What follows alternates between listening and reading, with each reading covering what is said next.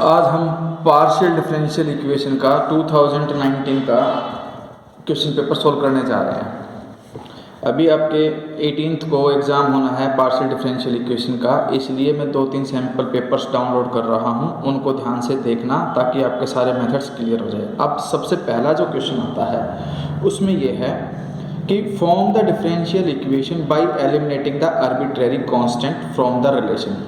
सबसे पहले arbitrary constant ए और बी हैं, इन दोनों को एलिमिनेट करना है। एलिमिनेट करने के लिए हम क्या करेंगे, सबसे पहले तो द गिवन इक्वेशन लिखेंगे, इक्वेशन 1, फिर इसका derivative with respect to x करेंगे पार्शियली, तो ये 2ax, ये 0 क्योंकि विद रिस्पेक्ट टू एक्स कर रहे हैं, और वाई जेड स्क्वायर का 2z curly Z by curly x equal to 0। यहाँ से a की वैल्यू आ जाएगी। a की वैल्यू आने के बाद अब हम दोबारा differentiating 1 partially with respect to y करेंगे, तो ये 0 हो जाएगा, ये 2by और 2z into curly Z by curly Y, यहाँ से b की वैल्यू आ जाएगी। जब आपके पास आर्बिट्रेरी कांस्टेंट a और b की दोनों वैल्यू आ जाए तो वो दोनों वैल्यू इक्वेशन नंबर 1 में पुट कर दो, वही आपका आंसर होगा। क्वेश्चन नंबर फर्स्ट के सेकंड पार्ट में हमें ये करना है कि आपके पास एक इक्वेशन है x square minus y square minus z into p, फिर प्लस में x square minus y square minus z x into q is equal to में जेड इंटू में एक्स माइनस वाई। तो सबसे पहले तो हमें कैपिटल पी क्यू आर निकालने होते हैं। जो पी का कोफिशिएंट है ये कैपिटल पी की वैल्यू है, ये कैपिटल क्यू की वैल्यू है और ये कैपिटल आर की वैल्यू है। पी क्यू आर हमने निकाल लिए। उसके बाद लैग्रेंज जो इक्वेशन होती है हमारे पास वो होती है डी एक्स के अपॉन पी, डी वाई के अपॉन क्यू और डी जेड के अपॉन में आर, और सबके बीच में इक्वल लगा देते हैं। यानी कि कंडीशन ये होती है डी एक्स के अपॉन पी, डी वाई के अपॉन क्यू और डी जेड के अपॉन आर। ठीक है, विच इम्प्लॉइज करके ये इक्वेशन आ जाएगी, पी क्यू आर की वैल्यू डाल दी। अब वेरिएबल सेपरेबल हो नहीं रहा कि क्रॉस मल्टीप्लाई करके इंटरचेंज करके कुछ इंटीग्रेशन कर सकें, इसलिए हम मल्टीप्लायर्स का यूज करेंगे। अब मल्टीप्लायर्स आपको इस तरह से चूज करने हैं कि मल्टीप्लाई करके ऐड करो तो डिनोमिनेटर 0 बन जाए। तो हमने चूज किया 1, यानी कि जो फर्स्ट इक्वेशन उसको 1 से मल्टीप्लाई करेंगे, सेकंड इक्वेशन को -1 से और थर्ड वाली को भी -1 से, और जब ऐड करेंगे तो हम देखते हैं डिनोमिनेटर 0 हो जाएगा। अब ये 1 से हुआ था, ये -1 से, ये -1 से, तो dx माइनस dy और माइनस dz। अब डिनोमिनेटर 0 है तो न्यूमिनेटर को भी 0 रखेंगे, नहीं तो ये इक्वेशन नॉट डिफाइंड हो जाएगी। अब dx minus dy minus dz is equal to 0 रखा, इंटीग्रेटिंग किया, dx का इंटीग्रेशन x, dy का y और dz का z, जो साइन है सेम वही लगाओगे, इक्वल टू में कांस्टेंट आ जाएगा। अब हम दोबारा से कुछ ऐसे मल्टीप्लायर चूज करेंगे, या तो डिनोमिनेटर 0 बन जाए या फिर फैक्टर बन करके वेरिएबल सेपरेबल हो सके। इसके लिए हमने क्या किया कि मल्टीप्लाई आपके बाद x माइनस वाई 0। अभी आप इसे याद भी रख सकते हो कि इस टाइप के क्वेश्चन में ऐसा हुआ था, नहीं तो प्रैक्टिस आपको करनी पड़ेगी इसकी। इसमें यह x माइनस वाई और 0 है, तो dx को x से करेंगे, dy को -y से और dz को 0 से, और तीनों को ऐड करके यहाँ लिख देंगे। तो ऊपर सिर्फ x dx माइनस में y dy बचेगा, नीचे इसको x से मल्टीप्लाई करके लिख दो, इसको y से, और ये 0 हो ही जाएगा आपके पास। अब हमने देखा कि फर्स्ट dx अपॉन वाली equation as it is, dy वाली भी एज इट इज, dz वाली भी एज इट इज। इसमें ये x dx माइनस dy है, इसके फैक्टर बनाओ, ध्यान से देखोगे तो इसके फैक्टर बन जाएंगे भाई एक्स वाई जेड से, तो एक्स वाई जेड कैंसिल हो जाएगा। बाकी आपके पास x minus y into x square minus Y square के फैक्टर बनेंगे, बड़े ध्यान से बना लेना इसके पेयरिंग करके। एक्स क्यूब और वाई क्यूब में कुछ कॉमन आया, मतलब इन दोनों में देखो ध्यान से, x कॉमन है तो X square minus Y square, last वालों में y कॉमन है, माइनस का y कॉमन होगा तो X square minus Y square, फिर X square minus Y square common आ जाएगा। अब लास्ट के 2 में हम देखते हैं कि x माइनस वाई दोनों तरफ कैंसिल हो रहा है, इसलिए हम टेकिंग लास्ट 2 मेंबर लेंगे, x माइनस वाई कैंसिल। अब हमें पता है कि इसका डेरिवेटिव ऊपर लाना है, तो मैं इसको 2 से मल्टीप्लाई कर दूंगा, यानी कि इसको अगर मैं 2 से मल्टीप्लाई कर दूँ और 2 से डिवाइड कर दूँ तो इसका डेरिवेटिव ऊपर होगा, तो वो लॉग में कन्वर्ट हो जाता है। हमारे पास कंडीशन होती है कि अगर डेरिवेटिव न्यूमिनेटर में है, फंक्शन नीचे है और हमें उसका इंटीग्रेशन करना है, तो हम उसे लिख सकते हैं log ऑफ f(x). तो इसने यही कर रखा है, इसमें तो dy dz बाई जेड का तो log z हो जाएगा, और इसका हो जाएगा ये जो हाफ जो मैंने 2 से मल्टीप्लाई डिवाइड किया था उसमें हाफ तो बाहर रह जाएगा, और इसका डेरिवेटिव ऊपर होकर के half log x square minus Y square plus log c हम अपनी तरफ से मान लेंगे। अब log की प्रॉपर्टी अप्लाई कर दो, ये 2 LCM लेकर के 2 log z यानी कि log z स्क्वायर बन जाएगा, ये log x square minus Y square, और ये 2 log c को एक log b मान लिया, और यहाँ से log की प्रॉपर्टी लगा के log दोनों तरफ कैंसिल, क्योंकि हमारे पास ये कंडीशन आ जाएगी इज इक्वल टू में log z स्क्वायर अपॉन में माइनस, इसलिए अपॉन में आएगा x square minus Y square. अब log से log हट करके b की वैल्यू आ गई। अब हमारे पास सॉल्यूशन, जनरल सॉल्यूशन होता है f first constant comma second constant की वैल्यू डाल करके इक्वल टू 0। तो यानी कि जो क्वेश्चन नंबर फर्स्ट है उसके दोनों पार्ट हो जाएंगे, जो कि चैप्टर नंबर 1 और चैप्टर नंबर 2 में से है। अब हम सिलेक्ट करेंगे सेकंड सेक्शन को, और सेकंड सेक्शन के अंदर हम जो क्वेश्चन सिलेक्ट करेंगे वो 4th चैप्टर से रिलेटेड है। सबसे पहले तो ये है कि आपके पास ऑलरेडी इसने फैक्टर बना करके लिखा हुआ है d minus D dash minus 1 into में t minus D dash minus 2 into Z. अगर ये फैक्टर नहीं होते तो हम फैक्टर बनाते हैं। इसमें क्या होता है कि कोई भी एक लीनियर इक्वेशन है डी और डी डैश की टर्म में, तो A D minus B D dash minus C से कंपेयर करेंगे तो हम देखते हैं पहली इक्वेशन से ए की वैल्यू 1 आएगी, बी की वैल्यू भी 1 आएगी और सी की वैल्यू भी 1। और कॉम्प्लीमेंट्री फंक्शन होता है e की power c by a x five b x plus a y. इसके अंदर ए बी, यहाँ से ए बी सी की वैल्यू निकालो और वो इसमें पुटअप कर दो, तो तुम देखोगे कि सी एफ का फर्स्ट पार्ट आ जाएगा। वैसे ही सेकंड ब्रैकेट से ए की वैल्यू 1, क्योंकि डी का कोफिशिएंट 1 है, डी डैश का कोफिशिएंट यानी कि माइनस बी डी डैश होता है, तो बी की वैल्यू भी 1 आ जाएगी और सी की वैल्यू आ जाएगी 2। अब दूसरी इक्वेशन में सी की वैल्यू 2 रख दो, ए और बी की वैल्यू 1 1 पुट कर दोगे तो सेकेंड पार्ट आ जाएगा कॉम्प्लीमेंट्री फंक्शन का। पी आई के लिए आपको क्या करना पड़ेगा कि पहले तो आप इनको मल्टीप्लाई करके सिंप्लीफिकेशन कर दो। अब साइन है, साइन 2x प्लस 3y है, तो इसमें हम क्या करते हैं कि साइन वाले केस में डी स्क्वायर को रखेंगे 2 का स्क्वायर 4 और उसका नेगेटिव, डी डैश का स्क्वायर होगा, y का जो कोफिशिएंट है वो 3 है, 3 का स्क्वायर 9 उसका नेगेटिव, और d इंटू डी डैश की जगह पे मैं रखूँगा 2 इंटू 3 और उसका होल नेगेटिव यानी कि -6। ये वैल्यूज़ मैंने यहाँ जहाँ डी स्क्वायर था -4 रख दिया, डी डैश स्क्वायर की जगह -9 रख दिया, और जहाँ d इंटू डी डैश था वहाँ पे मैंने -6 पुटअप कर दिया। पुट करने के बाद जो इक्वेशन बची उसको एज इट इज़ लिख दो। लिखने के बाद अब हम इसमें क्या करते हैं, फिर से d से मल्टीप्लाई d से डिवाइड कर देते हैं। उसका बेनिफिट ये मिलेगा कि डिनोमिनेटर में यहाँ डी स्क्वायर आ जाएगा, यहाँ डी डी डैश आ जाएगा और यहाँ d आ जाएगा। तब डी स्क्वायर और डी डी डैश की वैल्यू मैं पुट कर सकता हूँ, और इस d का मतलब है derivative with respect to x, तो साइन 2x प्लस 3y का डेरिवेटिव कर सकते हैं हम आगे चल के। तो ये आपके पास डी स्क्वायर की जगह पे हमने वैल्यू -4 फिर से पुटअप कर दी, d इंटू डी डैश की जगह पे वैल्यू -9 पुटअप, माइनस का 6 वैल्यू पुटअप कर दी और सिंप्लीफाई करके लिख दिया, जो कि आया d इंटू में d -6। लेकिन ये अभी भी नहीं हो रहा, इसलिए हमने क्या किया, इसका फिर से रैशनलाइजेशन कर दिया, d प्लस 6 से मल्टीप्लाई d प्लस 6 से डिवाइड। ये सिंप्लीफाई होकर के आ जाएगा डी स्क्वायर प्लस में 60 अपॉन में डी स्क्वायर माइनस 36। यहाँ पर मैं डी स्क्वायर की वैल्यू पुट कर सकता हूँ और डी स्क्वायर की वैल्यू आएगी -4, तो यहाँ -4 पुटअप कर दिया, -36 और sine 2x plus 3y as it is. Next step में डी स्क्वायर का मतलब है 2 बार डेरिवेटिव कर दो with respect to x sine का, जो कि आएगा cos 2x प्लस 3y और फिर cos का माइनस का साइन हो जाएगा, और 2x का कोफिशिएंट 2 बार मल्टीप्लाई करके 4 मल्टीप्लाई हो जाएगा, ये रहा। उसी तरह से d और है 6d, इसका सिर्फ एक बार और डेरिवेटिव करना पड़ेगा, 6 derivative with respect to x करोगे तो cos 2x plus 3y into में 2, ये आपका पी आ जाएगा। फिर हमारे पास फाइनल सॉल्यूशन होता है, general solution is complementary function, यानी कि जो कॉम्प्लीमेंट्री फंक्शन आया था उसमें पी को ऐड करके लिख दो, आंसर आ जाएगा। सेकेंड पार्ट भी 4th चैप्टर से ही रिलेटेड है, ये होमोजीनियस इक्वेशन है। होमोजीनियस का मतलब देखो यहाँ पे d की पावर 3 है, d और d डैश के दोनों की कंबाइंड करोगे तो पावर 3 आएगी, d डैश की भी क्यूब, यानी कि 4.1 से रिलेटेड क्वेश्चन है। अब इसमें पी 2 हिस्सों में बटेगा, एक एल्जेब्रिक इक्वेशन है तो दूसरी ट्रिग्नोमेट्रिकल इक्वेशन है। तो सबसे पहला तो काम होता है कॉम्प्लीमेंट्री फंक्शन निकालने का, उसके लिए हम ऑक्सिलरी इक्वेशन निकालेंगे। ये ऑक्सिलरी इक्वेशन होगी, इसको इक्वल टू 0 रखेंगे और उसके अंदर d की जगह पे m और d डैश की जगह पे 1 रिप्लेस कर देंगे, तो m³ माइनस 7m माइनस में 6 इज इक्वल टू 0। अब हम ट्रायल एंड एरर मेथड से हम m की वैल्यू, पहले मैं -1 पुट करके देखता हूँ, तो हमारे पास -1 पुट करने पे 0 आ रहा है। उसके बाद हम सिंथेटिक डिवीजन से डिवाइड कर देंगे इसको, एम क्यूब का कोफिशिएंट 1, एम स्क्वायर का कोफिशिएंट 0, एम का कोफिशिएंट -7 और कांस्टेंट टर्म -6।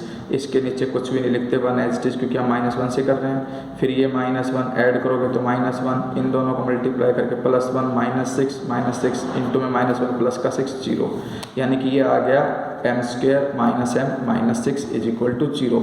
अब हम इसके फिर से फैक्टर बनाएंगे तो -3 और +2 के फैक्टर बनेंगे और m की वैल्यू आ जाएगी 3 और m की वैल्यू -2। ये वैल्यूज ऐसे निकली। अब 3 वैल्यू आने पे हमारे पास फंक्शन होता है phi1 y प्लस m1x, फिर प्लस में phi2 y प्लस m2x, फिर प्लस में phi3 y प्लस में m3।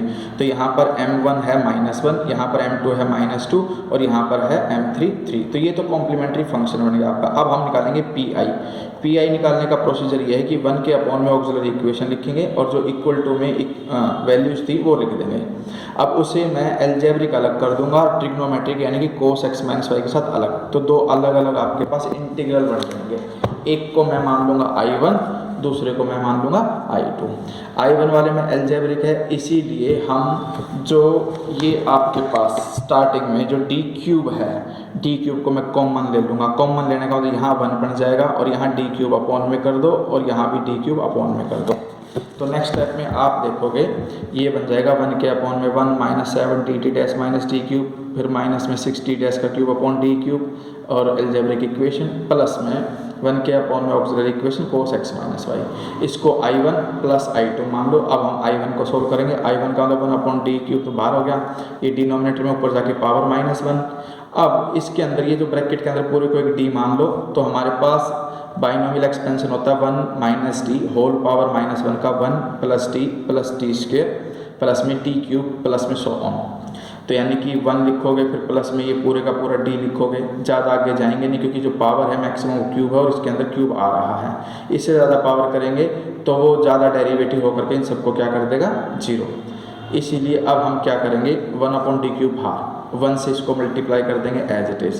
7 अपॉन डी की पावर, ये यहाँ पर ना d जो है क्यूब अंदर जा कर के मल्टीप्लाई होकर के D cube into D cube d6 हो गया। 3 प्लस 2 ये है पहले तो 7 डी डैश का स्क्वायर अपॉन डी की पावर 5 इंटू में 10, फिर आगे और मल्टीप्लाई होकर के डी की पावर 6 बन जाएगा। ऊपर डी डैश का क्यूब का इसका 3 बार डेरिवेटिव कर देना विद रिस्पेक्ट टू वाई। अब हमने क्या किया 1 अपॉन डी स्क्वायर यानी कि इसका डेरिवेटिव किया, 1 अपॉन डी है इसलिए हम पहले इसका इंटीग्रेशन करेंगे विद रिस्पेक्ट टू वाई। एक बार करोगे, फिर 2 बार करोगे, फिर 3 बार करोगे। तो इसमें तो ये है कि इसमें तो एक्स स्क्वायर का पहली बार x के 3/3, फिर आगे x की पावर 4/4, फिर x की पावर 5/5। वैसे ही इसमें हो जाएगा और वैसे ही इसमें सेम वे में इसका 5 बार कर देना और इसका 6 बार। तो तुम देखोगे कि पूरा सिंप्लीफाई होकर के एक वैल्यू आ जाएगी। बस कैलकुलेशन थोड़ी सी ध्यान से करना, इंटीग्रेशन किसका कितनी बार करना वो बड़े ध्यान से करना है। अब I2 वाले केस में हम देखते हैं कि हमारे पास d और d डैश यानी कि x और y के जो कोफिशिएंट है a और b वो 1 और -1 है।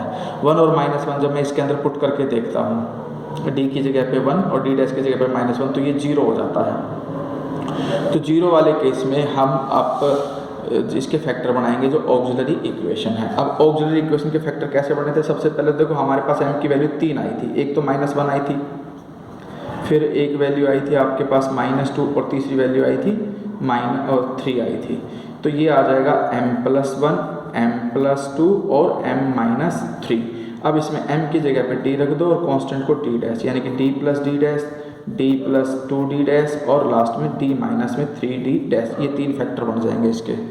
ये फैक्टर बनने के बाद अब हम क्या करेंगे, सिर्फ इसी में है वो 1 और -1 रखने पे जो 0 हो रहा है तो इसको तो बाहर रखो, बाकी जगह पे d की जगह पे 1 d डैश की जगह पे -1 रख दो।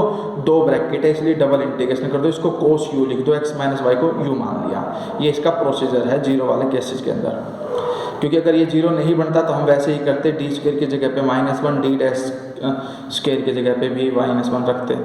लेकिन अब ये नॉट डिफाइंड हो गया था, इस वजह से हमें ये प्रोसीजर करना पड़ा। इसमें fu du यानी कि 2 बार इंटीग्रेशन, cos u का एक बार करोगे sin u का फिर से करोगे तो वही -cos u आ जाएगा। फिर हम देखते हैं कि आपके पास दोबारा से जब डी के अंदर वैल्यू पुटअप करेंगे तो 0 हो जाएगा, केस ऑफ फेलियर हो गया। केस ऑफ फेलियर के अंदर हमारे पास ये प्रोसीजर होता है कि कंपेयरिंग विद 1 में b d minus a d dash की पावर n ब्रैकेट में f a x plus b y. तो हमने देखा कि d प्लस डी डैश में होल पावर तो 1 है, यानी कि n की वैल्यू तो आ गई आपके पास 1। उसके बाद बी डी होता है, d का कोफिशिएंट है 1, तो b की वैल्यू 1 आ गई, और a डी डैश होता है और माइनस में वो भी, तो a की वैल्यू -1। a b और n की वैल्यू निकाल दी और इसके अंदर पुटअप कर दो कि भाई x की पावर n यानी कि x की पावर 1, यहाँ पर b होता है और यहाँ पर n फैक्टोरियल होता है। b की वैल्यू भी 1 है और n फैक्टोरियल n 1 है। ये सिंप्लीफाई होकर के दूसरा pi आ जाएगा। i1 i2 आ गए तो फिर कॉम्प्लीमेंट्री फंक्शन प्लस में i1 प्लस i2 ये आपका फाइनल आंसर होगा। तो ये दोनों क्वेश्चन आप सोल्व कर सकते हैं।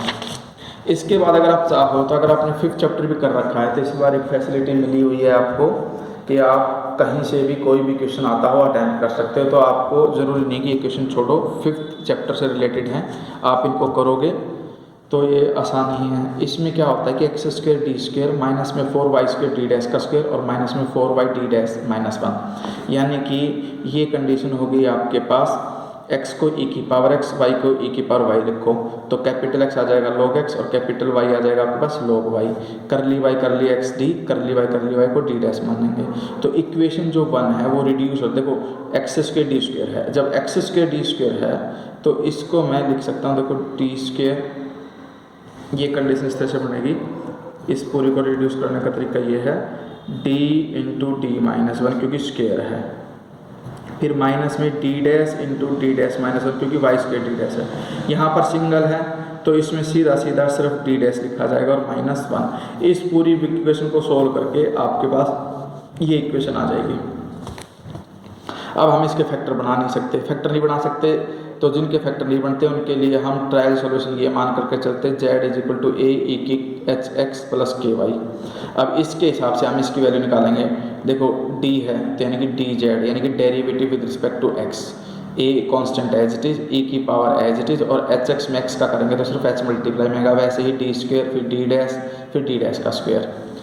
अब ये सारी की सारी value dz d square z d dash z d square z इस इक्वेशन में पुटअप करके जो ये कॉमन जा सकता है कॉमन लीजिए, ये तो अपॉन में जा करके 0 हो जाएगा, जो ब्रैकेट में बचेगी उसे इक्वल टू 0 मान करके चलेंगे और वहाँ से मैं k स्क्वायर की वैल्यू निकाल लूँगा। अब हमारे पास जो कॉम्प्लीमेंट्री फंक्शन बनता है वो समेशन a e की hx प्लस ky लिखना, वेयर लिख करके जो ये k स्क्वायर की वैल्यू आपने निकाली थी वो लिख देना भाई k स्क्वायर इक्वल टू में h square minus h minus 1/4।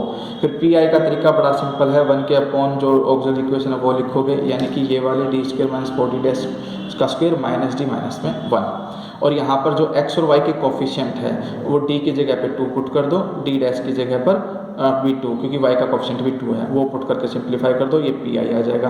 फिर कॉम्प्लीमेंट्री फंक्शन प्लस pi आपका फाइनल सॉल्यूशन होता है। लेकिन इसके बाद ये कैपिटल X और Y की टर्म में आएंगे। अब हम कैपिटल X और कैपिटल Y की वैल्यू वापस प्लॉट कर देंगे log X और log y और उसको सिंप्लीफाई करके लिख देंगे। सेम इसकी तरह ही ये नेक्स्ट वाला है, इसमें भी वही करना है क्योंकि ये देखो एक्स स्क्वायर के साथ डी स्क्वायर है तो ये कंडीशन बन जाएगी आपके पास एक्स स्क्वायर की जगह पे तो d into d minus 1 into z, x y है तो d into d dash, y square है तो d dash into d dash minus 1 और x है x करली वाई कर x उसकी जगह पे d और y करली वाई तो d डैश। तो ये सारी वैल्यू यहाँ प्लॉट करके एक नई इक्वेशन बनेगी। इसके अंदर जो x है स्मॉल x e की कैपिटल x और y को e की पावर कैपिटल y, और ये तभी लेते हैं जब कोई वेरिएबल d के साथ मल्टीप्लाई में हो। अगर कांस्टेंट मल्टीप्लाई है तो चैप्टर नंबर 4 जो है उसके तरीके से होंगे। फिर वही सिंपल है, ज़्यादा कुछ इसके अंदर है नहीं, फैक्टर बना करके कॉम्प्लीमेंट्री फंक्शन बना देना। देखो फैक्टर है इसके अंदर a आया 1 a d minus B D dash, b की वैल्यू -1 आ गई, c 0 हो गया। फॉर्मूला क्या बनता है e की power c by a x 5 1 b x plus a y, a b c की वैल्यू पुटअप कर देना। वैसे ही इसमें से भी ए बी सी की वैल्यू पुट करके कॉम्प्लीमेंट्री फंक्शन आ जाएगा। फिर पी आई का आपका पैटर्न सेम टू सेम है कि भाई वही दो इक्वेशन लिखी, इसमें से डी कॉमन आया, इसमें से भी डी कॉमन आ करके डी स्क्वायर बाहर हो गया, ये 1 plus d dash upon D ऊपर जाके पावर -1, फिर 1 minus 2 D dash upon D उसकी पावर -1, ये कंडीशन हो गई। फिर दोनों को बाइनोमियल एक्सपेंशन किया, दोनों का प्रोडक्ट करके अंदर मल्टीप्लिकेशन कर दी और सिंप्लीफिकेशन कर दी। अब हम सेक्शन 3 पे आते हैं। सेक्शन 3 में ये है कि find the real characteristics of the following partial differential equation. ये इक्वेशन दे दी तो सबसे पहला प्रोसीजर ये होता है कि हम इस मेन इक्वेशन को इस जनरल इक्वेशन से कंपेयर करते हैं, R R plus S S plus T T plus में F X Y Z P Q equal to 0। तो जो स्मॉल आर का कोएफिशिएंट है वो कैपिटल आर कहलाएगा, यानी कि y, x plus y capital S, और जो कैपिटल टी है वो एक्स। फिर एस स्क्वायर माइनस 4RT में इसकी वैल्यू डालोगे जो कि एक होल स्क्वायर बनेगा, एक्स माइनस वाई का होल स्क्वायर। पॉजिटिव आने का मतलब है कि आपके पास ये पॉजिटिव रहेगा, अगर आपके पास x और y इक्वल हो जाते थे इक्वल टू 0 हो जाएगा। आप कंडीशन लिख देना कि hence the given equation 1 is hyperbolic everywhere except along the line y is equal to x, यानी कि पॉजिटिव आने का मतलब वो हाइपरबोलिक है, लेकिन अगर x और y दोनों इक्वल हो गए तो वो पैराबोलिक हो जाएगी। इसीलिए इन्होंने लिखा कि except along the line y is equal to x, क्योंकि y is equal to x रखने पे 0 हो जाएगा। अब हमारे पास फॉर्मूला ये होता है कि dy/dx प्लस में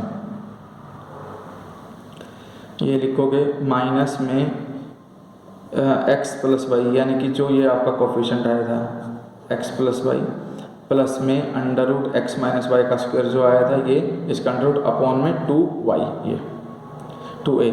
एक प्रकार से फॉर्मूला ये है कि ये क्वाड्रेटिक इक्वेशन बनी हुई है, ये होता है r lambda square plus s lambda plus t is equal to 0 लिख करके लैम्डा की वैल्यू आ जाएगी minus s plus minus under root d upon में 2a, यानी कि r है यहाँ पर। एक प्रकार से क्वाड्रेटिक फॉर्मूला लगाया गया है, और ये minus b plus minus minus यहाँ ले रखा है प्लस यहाँ ले रखा है under root d upon 2a, और उसके हिसाब से इसको एक्सपेंड करके स्क्वायर से रूट कैंसिल सिंप्लीफाई करके एक वैल्यू तो आ गई आपके पास -1, दूसरी वैल्यू आ गई आपके पास x अपॉन वाई।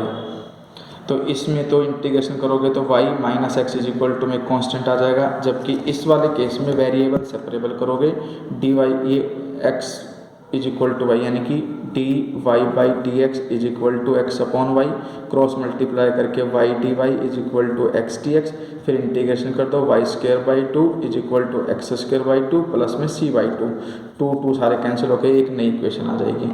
तो ये तो जो इक्वेशन है वो तो लाइन की इक्वेशन है, और जबकि दूसरी इक्वेशन है वो आप ध्यान से देखोगे तो वो हाइपरबोला की इक्वेशन होती है y² माइनस में x²। तो स्टेटमेंट लिख देना which are the required families of characteristics where c1 and c2 arbitrary constant. Characteristics y is equal to x plus c represents family of straight line, while y² minus x² equal to c2 represents the family of hyperbolas। बस यही verify करना था। फिर fifth के B में यह है कि आपको कैनोनिकल फॉर्म में कन्वर्ट करना है। क्वेश्चन दे रखा है उसको कैनोनिकल फॉर्म में कन्वर्ट करना है। कैनोनिकल फॉर्म के लिए हम क्या करेंगे, सबसे पहले हम इसको कंपैरिजन करेंगे, जो सेकंड डेरिवेटिव उसको r मानते हैं और जो एक्स वाई है उसको s, y² वाले को t, और फिर curly Z Y curly x को p और curly Z Y curly y को q, और ये -3z एज इट इज। इसको कंपेयर करोगे R R S S plus T T plus में F X Y Z P Q से, तो हम देखेंगे आर की वैल्यू 1, एस की वैल्यू 2, टी की वैल्यू 5, क्योंकि इसका कोफिशिएंट 1 है, एस का कोफिशिएंट 2 है और टी का कोफिशिएंट 5 है। कैपिटल आर एस टी की वैल्यू आ गई।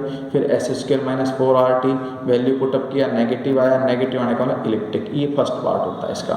फिर हम r lambda square plus s lambda plus t equal to 0, इसको क्वाड्रेटिक इक्वेशन को सोल्व करके दो वैल्यू आ जाएंगी -1 प्लस -2 आयोटा, एक को लैम्डा 1 मानेंगे दूसरे को लैम्डा 2, यानी कि लैम्डा 1 आ जाएगा -1 प्लस में 2 आयोटा, लैम्डा 2 आ जाएगा -1 -2 आयोटा। अब हम dy/dx प्लस लैम्डा 1 और dy/dx plus lambda 2 is equal to 0, lambda 1 की वैल्यू डाल ली, लैम्डा 2 की वैल्यू इंटीग्रेटिंग कर दिया तो y इंटू में इसके साथ x हो जाएगा, ये y इंटू में x, और इसके अंदर भी रियल और इमेजनरी पार्ट अलग अलग कर देंगे। रियल पार्ट होगा y minus x, imaginary 2x, y minus x जो इमेजनरी उसको अल्फा, और जो 2x है sorry y minus x real है उसको अल्फा, और जो 2x इमेजनरी उसको बीटा मानेंगे। अब हमारे पास अल्फा और बीटा आ गए। अब हम u और v के रिस्पेक्ट में डेरिवेटिव ना करके अल्फा और बीटा के रिस्पेक्ट में डेरिवेटिव करेंगे। P होता है करली जेड बाई करली एक्स, और curly Z by curly X का फॉर्मूला होगा curly Z by curly alpha, और अल्फा का विद रिस्पेक्ट टू एक्स, फिर curly Z by curly beta और बीटा का विद रिस्पेक्ट टू एक्स। ये curly Z by curly alpha as it is, alpha है आपके पास y माइनस एक्स, उसका विद रिस्पेक्ट एक्स करोगे तो -1, फिर वैसे ही curly Z by curly beta as it is, और बीटा का विद रिस्पेक्ट टू एक्स यानी कि 2x का विद रिस्पेक्ट टू एक्स करोगे तो 2 आएगा। यहाँ से p की वैल्यू आ गई। p होता है करली जेड बाई करली एक्स, और इम्प्लॉय करके यहाँ से करली बाई करली एक्स की वैल्यू भी आप निकाल सकते हो, माइनस करली बाई करली अल्फा और प्लस में 2 करली बाई करली बीटा। फिर q भी ऐसे निकलेगा करली जेड बाई करली वाई, तो curly Z by curly alpha, alpha का with respect to Y, plus में curly Z by curly beta और बीटा का विद रिस्पेक्ट टू वाई। अब अल्फा का विद रिस्पेक्ट टू वाई करोगे तो 1 आएगा, और बीटा का विद रिस्पेक्ट टू वाई करोगे तो 0, यानी कि ये कंडीशन आ गई। ये वैल्यू आई curly Z by curly y की, इम्प्लॉय करके करली बाई करली वाई जो है जेड हटा दो दोनों तरफ से, करली बाई करली अल्फा आ जाएगा। ये वैल्यू आने के बाद अब हम करेंगे आर का मतलब होता है curly square Z by curly X square, उसे मैं लिख सकता हूँ curly by curly X into curly Z by curly X. इन दोनों की ही वैल्यू हमारे पास है, जैसे इन्होंने कर रखा है इतना बड़ा ना करके आप क्या करो, इन दोनों की वैल्यू पुटअप कर दो जो आपने निकाली है, और दोनों को मल्टीप्लाई कर दो तो आर निकल करके आ जाएगा। वैसे ही एस के अंदर इन दोनों को मल्टीप्लाई कर दो, हमारे पास दोनों की वैल्यू है, करली जेड बाई करली एक्स की भी वैल्यू निकाल चुके हैं और curly Z by curly y की भी, और इनको जनरली मल्टीप्लाई कर दो, जैसे करली बाई करली वाई था करली बाई करली अल्फा, और curly Z by curly x की वैल्यू तो इसको अंदर मल्टीप्लाई कर रखा है। वैसे ही टी दोनों वैल्यू निकाल करके दोनों को प्रोडक्ट कर दो। अब P Q R S T की जो वैल्यूज हैं वो इक्वेशन नंबर 1 में पुटअप कर दो, सोल्व करके जो भी आएगी वो आपकी कैनोनिकल फॉर्म आ जाएगी। इसको इसी तरह से करना, ठीक है। अगला भी कैनोनिकल फॉर्म सेम वे में होगा। अब हमारे पास ये है फोर्थ सेक्शन। फोर्थ सेक्शन में कहता है कि find the solution of the wave equation. ये वेव इक्वेशन होती है curly square U by curly X square curly square U by curly Y square equal to 1/c square curly square U by curly T square using the method of separation of variable. तो इसमें क्या है, आप देखोगे कि भाई X Y और T का फंक्शन मान लिया मैंने यू, जहाँ पर X x Y Y T T ये तीनों अलग अलग फंक्शन हैं, ये सिर्फ एक्स का, ये सिर्फ वाई का, ये सिर्फ जेड का। जब एक्स वाई टी 3 वेरिएबल है तो यू को भी 3 वेरिएबल का फंक्शन मानोगे। अब सेकंड डेरिवेटिव है, इसका सेकंड डेरिवेटिव करने का सिर्फ एक्स का डबल डेरिवेटिव, बाकी दोनों एज इट इज। फिर विद रिस्पेक्ट टू वाई का मतलब वाई का डबल डेरिवेटिव, बाकी दोनों एज इट इज। और फिर विद रिस्पेक्ट टू टी का मतलब है उसका 2 बार डेरिवेटिव टी का, बाकी एक्स और वाई एज इट इज। इसके बाद इन्होंने क्या किया, एक्स वाई टी से पूरी इक्वेशन को डिवाइड कर दिया। जब इसके अपॉन में एक्स वाई टी लिखूंगा तो वाई और T cancel, X double dash X upon X, Y double dash upon Y और T double dash upon T आ जाएगा।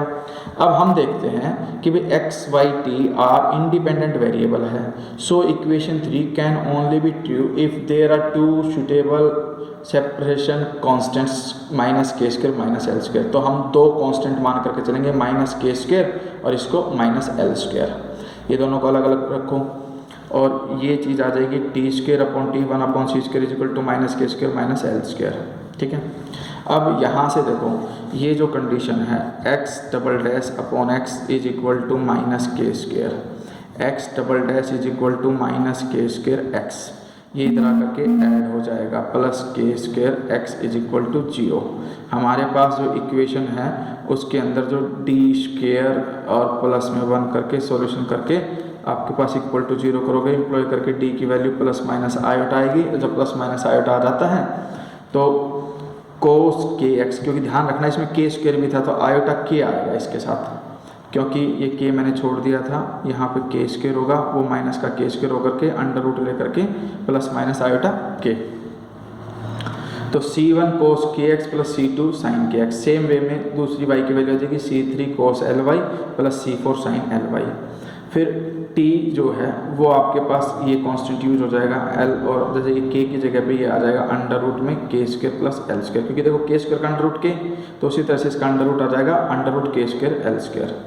अब एक्स वाई टी तीनों का प्रोडक्ट कर दोगे तो u आ जाएगा, यही हमें निकालना था। फिर सेकंड पार्ट में ये कि find the real characteristics of the partial differential equation. Same जैसा मैंने ये किया है उसी की तरह होगा, लेकिन इसमें क्या है कि फाइंड द रियल, और रियल है तो ये 6 चैप्टर की तरह होगा। सबसे पहले तो R S T, capital R S T की वैल्यू निकाल दो, एस स्क्वायर माइनस 4RT निकालो, एस स्क्वायर माइनस 4RT आपके पास 9 जो कि ग्रेटर देन 0 है। इसके बाद फिर वही मेथड हो जाएगा dy by D x plus में लैम्डा वन जो है, देखो आपके पास जो इक्वेशन बने वो इक्वेशन ये बनी कि r lambda square plus s lambda plus t is equal to 0। इसके अंदर आर है 1, एस है 1, यानी कि लैम्डा स्क्वायर एस भी 1 लैम्डा, और टी की वैल्यू आपके पास आ चुकी है -2 इज इक्वल टू 0। फैक्टर बनाओगे तो लैम्डा की 2 वैल्यू निकलेगी, एक तो आ जाएगी लैम्डा प्लस में 2 और लैम्डा -1, फैक्टर बन गए, लैम्डा की वैल्यू -2, लैम्डा की वैल्यू 1। तो आप ये सारा ना करके आप अलग से कंडीशन सोल्व कर देना, dy by D x plus में 1 इज इक्वल टू 0 और dy by D x minus में 2 इज इक्वल टू 0। इंटीग्रेशन करोगे तो ये y 1 का x, उसी तरह से यहाँ पे y और माइनस में 2x, दोनों इक्वेशन स्ट्रेट लाइन की बन जाएंगी। तो ये आपको करना है, चारों सेक्शन के पार्ट्स हो गए क्लियर। अब आपके पास जो कंपलसरी पार्ट होता है उसमें क्या क्या है वो देखो। Form the partial differential equation by eliminating arbitrary function. Function जब सिंगल फंक्शन होता है तो आपको कुछ नहीं करना, करली जेड बाई करली एक्स करना है और curly Z by curly y और डिवाइड कर देना है। डिवाइड करते ही ये कट जाएगा, क्रॉस मल्टीप्लाई करके आंसर आ जाएगा। फिर हमारे पास कंडीशन दूसरी है कि सोल्व द डिफरेंशियल इक्वेशन। इसमें वही है, डी की जगह पे m रख दो, डी डैश की जगह पे 1 रख दो, एक इक्वेशन आएगी m4 minus 2m square plus 1 which is a quadratic in m square, तो m स्क्वायर माइनस 1 का होल स्क्वायर, सोल्व करके m की वैल्यू 4 वैल्यू आ गई। तो आपके पास 4 फंक्शन बनेंगे, फाई 1 y प्लस m1x प्लस में x, क्योंकि रिपीट हो रहा है 1 इसलिए अगली टर्म x से मल्टीप्लाई होगी, फाई 2 y प्लस में 1x। फिर उसी तरह से ये -1 भी 2 बार है, तो फाई 3 y माइनस एक्स और अगली टर्म x से मल्टीप्लाई होकर के y4 y माइनस एक्स। जब कभी भी आपके पास 2 बार रिपीटेशन होगी तो एक टर्म विदाउट x लिखी जाएगी, तो दूसरी टर्म x से मल्टीप्लाई करके लिखी जाएगी। फिर वैसे ये है एग्जामिन वेदर द इक्वेशन करली Z by curly x and करली जेड